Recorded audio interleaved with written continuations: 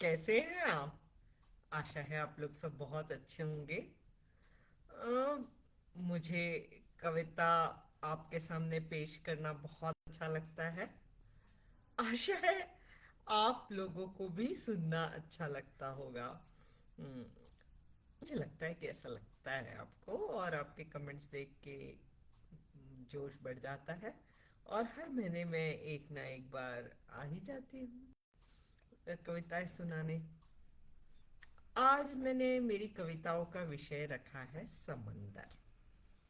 अब समंदर किसे अच्छा नहीं लगता? समंदर का वो नीला रंग, उसमें बहती लहरें, उसके किनारे की रेत। पर एक जो कवि मन होता है ना, उसको कभी तो उसमें उसके लहरों की का अकेलापन नजर आता है, कभी किनारा उसको अकेला लगने लगता है, कभी उसकी गहराई पसंद आती है, कभी रेत की नमी उसे खलती है। तो कभी मन बड़ा ही विचित्र होता है, और विचित्र होता है इसीलिए बड़ी अच्छी अच्छी कविताएं लिखता है। मुझसे पहले भी कई लोगों ने समंदर पे कविताएं लिखी हैं, और आगे भी लिखेंगे। तो मैं अपनी कुछ कविताएं जो समंदर पे हैं वो पेश करूंगी आज। पर उससे पहले चार पंक्तियां। वो समंदर नीलम सा होने जा रहा था, मैं भी तो सुबह सुबह खुशी से थी आसमानी। उस दिन मैंने भी सोच लिया बढ़ना है आगे, अपने से खुद को बेहतरीन बनाने की ठानी। गौर फरमाइए, अपने से खुद को बेहतरीन बनाने की ठानी। हम्म, तो लोग सोचते हैं हम उससे बेहतर बन जाए, हम उससे बेहतर बन जाए, पर नहीं। बनना हरदम खुद से बेहतर चाहिए। और अगर आप खुद से बेहतर बन गए तो यही आपकी एक जीत है, ऐसा मेरा मानना है। और ऐसे ही मैंने जिंदगी का सफर तय किया है और करती रहूंगी। तो पेश है पहली कविता, नज्म समंदर पर। तुमने कह दिया कि मैं लिखूं नज्म समंदर पर, सोच रही हूं क्या लिखूं, सोच रही हूं क्या लिखूं। क्या समंदर की गहराई लिखूं, या समंदर के गहरे नीले रंग पर लिखूं, या समंदर किनारे पड़ी रेत पर लिखूं जिसकी नमी मुझे रुला गई थी। या लिखूं नज्म उस आफताब के बारे में जो समंदर की दोस्ती में उसमें ही डूब जाता है। या फिर लिखूं समंदर के उस दर्द पर जो आफताब के तेज से जलने पर वो सदियों से सहता आया है। क्योंकि आफताब उसका दोस्त है, और दोस्ती में सब कुछ सह लिया जाता है दो बूंद मोहब्बत के वास्ते। या लिख दूं नज्म उस मेहताब पर जो रातों को समंदर से मिलने चुपचाप चला आता है। या बयां कर दूं समंदर का वो दर्द जो उसे अमावस्या की रात मेहताब के न दिखने पर होता है। या लिख डालूं एक नज्म उन मौजों पर जो कभी थकती नहीं है, जबकि साहिल उन्हें तोड़ता ही रहता है। या लिखूं नज्म उस साहिल पर जो न जाने सदियों से किसी का इंतजार करते हुए उससे मोहब्बत करती मौजों को ठुकराता आया है। खैर, मैं समंदर पर क्या नज्म लिख पाऊंगी? समंदर तो खुद ही एक नज्म है। खैर, मैं समंदर पर क्या नज्म लिख पाऊंगी? समंदर तो खुद ही एक नज्म है, जो अपने एहसास नजराने की तरह नज्म के मोती में पिरोता ही रहता है। जो अपने एहसास नजराने की तरह नज्म के मोती में पिरोता ही रहता है। तो ये थी मेरी पहली कविता। इकराम चौधरी जी जुड़ गए हैं और हेलो बोल रहे हैं, हेलो। अगर और भी कोई जुड़ा हुआ है और उसे कविताएं अच्छी लग रही हैं तो कमेंट जरूर करें, अच्छा लगे। तब तक बढ़ते हैं आगे। चार पंक्तियां। मुस्कुराती सबा खुशनुमा रात, मुस्कुराती सबा खुशनुमा रात, समंदर में झांकता हुआ हंसी महताब। मंजर ऐसा बेनजीर था, बेमिसाल माहौल था, जाग उठे मेरे भी मन में कई फरीब ख्वाब। जो अगली कविता मैं पेश कर रही हूँ उसका शीर्षक है मन का समंदर। स्याह शाम थी, मेरा मन गहरा समंदर हो गया। यादों की दिल में लहरें हलचल करने लगीं और जिंदगी किसी बेचैन कश्ती की तरह उन पर तैरने लगी। बेआराम मन मेरा सुकून खोज रहा था, पर उन खट्टी मीठी यादों का बहाव कुछ इतना तेज था कि खतरनाक तूफान आ जाते और खामोश सी जिंदगी को ले डूबते। आखिर उन बेरोक लहरों की रफ्तार इतनी बड़ी कि कुछ लम्हों को लगा समंदर रात भर यूं ही परेशान रहेगा, या फिर मैंने अपनी यादों की एक एक तह खोलनी शुरू कर दी और मेरे जहन ने उनसे प्यार भरा सौदा कर लिया। न वो मुझे परेशान करेंगी, न मैं उन्हें बुलाऊंगी। अब हम दोनों आराम से हैं, दो किनारों की तरह, साथ चलते भी हैं और चैन भी नहीं खोते। आ हम दोनों आराम से हैं, दो किनारों की तरह, साथ भी चलते हैं और चैन भी नहीं खोते। तो ये थी मेरी कविता मन का समंदर। मुस्तफ़ा जी ज्वाइन कर लिए हैं और हाय लिख रहे हैं, हेलो। जो भी जुड़े हुए हैं सबको हेलो। और बढ़ते हैं आगे, चार पंक्तियां पेश हैं। सफर भी क्या है, लम्हों को आजमाना है। दूरी तो शायद बस एक पुराना बहाना है। नदी भी सफर तय करती है समंदर की खोज में। समंदर का जहन तो बरसों से आशिकाना है। तो पेश है मेरी अगली कविता, मोहब्बत। देखती थी नदियों को निहारते हुए अक्सर, वही जाती थी दूर से समंदर की ओर चलकर।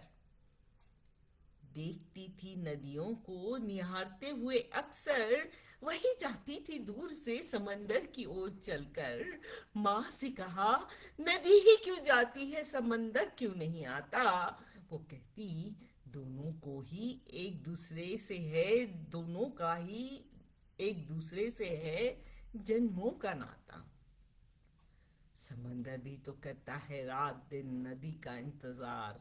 नदी को भी है समंदर से बेइंतहा प्यार। मैं अक्सर गुस्से में माँ से कहती, झूठी है बातें, जब एक ही आगे बढ़ता है अधूरी ही होती है मुलाकातें।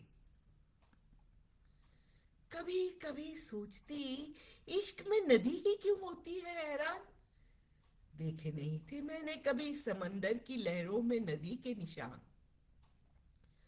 उनकी मोहब्बत की बातें मुझे लगती थी बड़ा सा झूठ।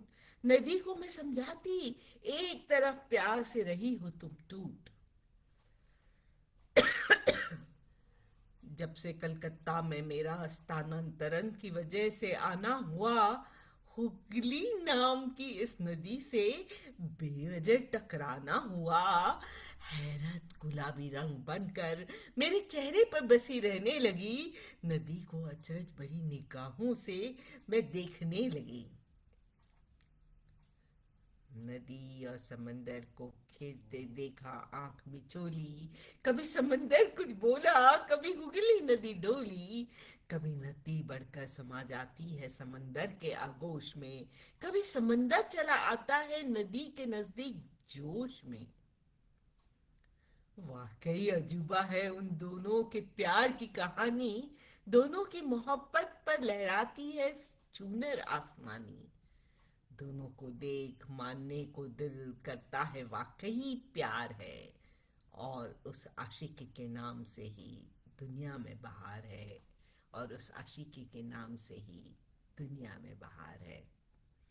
तो ये थी हुगली नदी और समंदर की कहानी।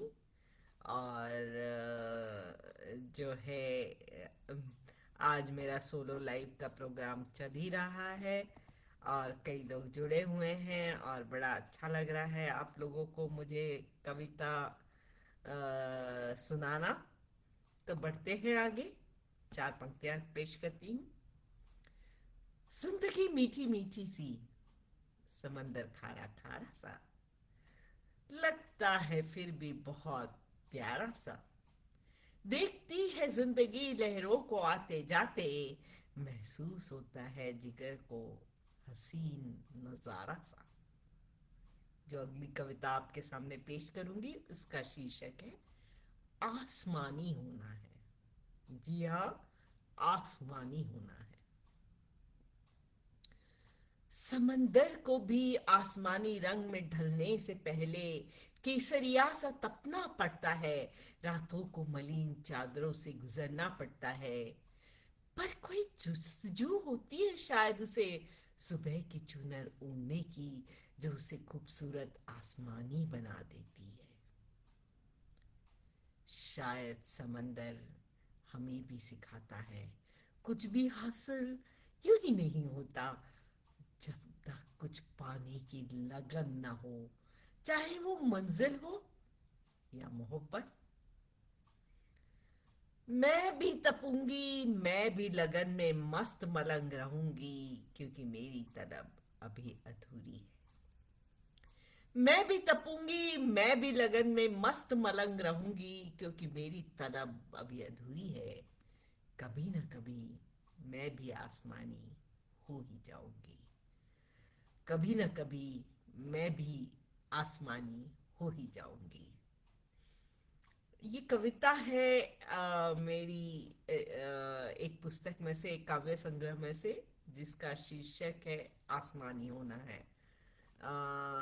तो अगर आप लोगों को कविताएं पसंद आ रही हैं तो ज़रूर इस तरह की मेरी जो भी काव्य संग्रह हैं उन्हें पढ़िएगा। तो बढ़ते हैं आगे, पेश है चार पंक्तियां।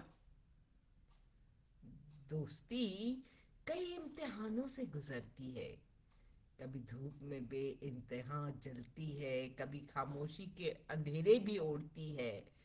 पर दोस्ती दोस्ती है, वक्त के साथ और निखरती है।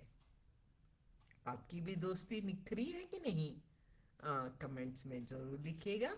परंतु फिलहाल मैं सुनाने जा रही हूँ कविता जिसका नाम है हवाई जहाज। क्या है समंदर? क्या है समंदर? अर्ज के जिगर पर एक बड़ा सुराख ही तो है ना? ऐसा सुराग जिसमें उबल रहे तूफान को शांत करने के लिए उसमें पानी भर दिया गया हो। कभी कभी ऐसे सुराख आदमी के जहन में भी उग जाते हैं, है ना? तब वो खुद समंदर बन जाता है। पर कितनी भी बाल्टी पानी डाल दिया जाए फिर भी कहाँ ठंडक पहुंचती है दिलो जिगर में।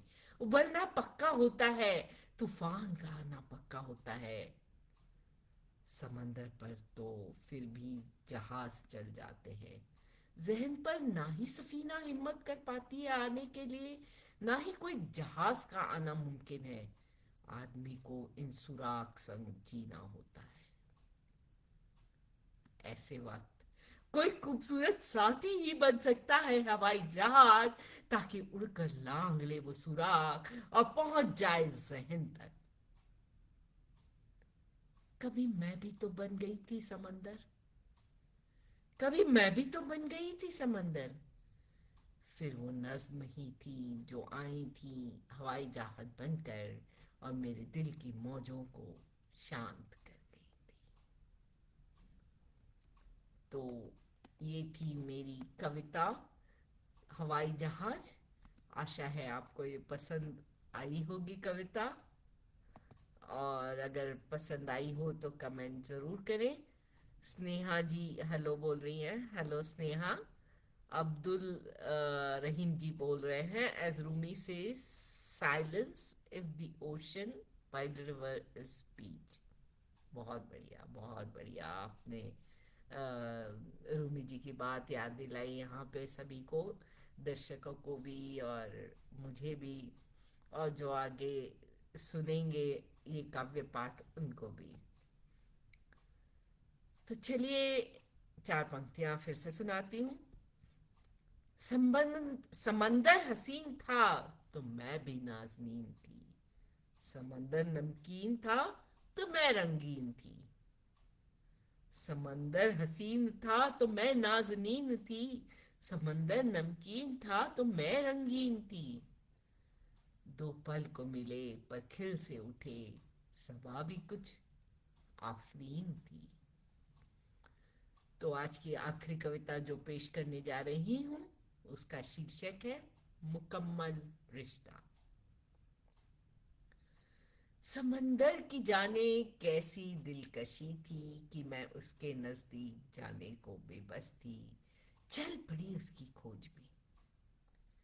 समंदर की जाने कैसी दिलकशी थी कि मैं उसके नजदीक जाने को बेबस थी और चल पड़ी उसकी खोज में। साहिल पर पानी में पांव डाल मैं बैठ गई, समंदर मेरी आमद में अपनी खुशी जाहिर कर रहा था, उसके दिल पर चल रही मौजें उसकी मोहब्बत का इजहार मुसलसल किए जा रही थी। जाने कैसा रिश्ता था ये समंदर और मीरा। मुझे वो कामिल जान सकता था पर मेरे लिए तो वो रिश्ता अधूरा था। मुझे वो कामिल जान सकता था पर मेरे लिए तो वो रिश्ता अधूरा था। मैं इसकी मौजों को महसूस कर सकती थी, फलक तक उसकी विशालता देख सकती थी। मेरे ना होने पर उसके आंसू से जो नज्म लिखता था उसे फिसलती रेत पर पढ़ भी सकती थी, पर उसे मुकम्मल रूप से नहीं जान सकती थी। कैसे नापती मैं उसकी चौड़ाई, कैसे पहचानती कि कितने गहरे हैं उसके जज्बात। सत्य है कि एहसास तो मैं फिर भी समझ रही थी, पर उसके पूरा कैसे महसूस करती, पर उसे पूरा कैसे महसूस करती। हशिया अक्सर अच्छा लगता है, लब से कही गई बातें भी लुभाती हैं, पर अक्सर साहिल बयां नहीं कर पाता रिश्तों की बुनियाद, करीबी का एहसास, और मैं बुनियादी रिश्ते चाहती थी। करीबी में भी गहरा एहसास चाहती थी। और मैं लौटने लगी, वापस आ रही थी तो फिर पढ़े मैंने उसके वो अल्फाज भीगी रेत पर जो वो रुखसत की इस बेला में लिख रहा था, पर मैं उन्हें रौंदती हुई निकल गई। शायद ये रिश्ता झूठा ही था और मैं मुकम्मल रिश्तों को खोज रही थी। शायद ये रिश्ता झूठा ही था और मैं मुकम्मल रिश्तों को खोज रही थी। तो ये थी मेरी आज की आखिरी कविता मुकम्मल रिश्ता। आशा ने ज्वाइन कर लिया है। हेलो आशा। और आशा लिख रही है बहुत ही खूबसूरत कविता नीलम जी। बहुत धन्यवाद, आपको कविता पसंद आई। जो जो लोग जुड़े सबने कविताएं सुनी, बहुत अच्छा लगा। और जाते जाते चार लाइनें पेश करती हूँ। आसमान की चादर में छोटी सी कहानी हूँ मैं, आसमान की चादर में छोटी सी कहानी हूं मैं, समंदर सी जिंदगी लहर की रवानी हूं मैं, छोटी सी जिंदगी समंदर सी जिंदगी लहर की रवानी हूं मैं। बहुत बहुत धन्यवाद आपका जुड़ने का। आगे भी ऐसे जुड़ते रहेंगी ऐसी आशा है। और आज का शो यहीं ख़त्म करती हूँ। धन्यवाद।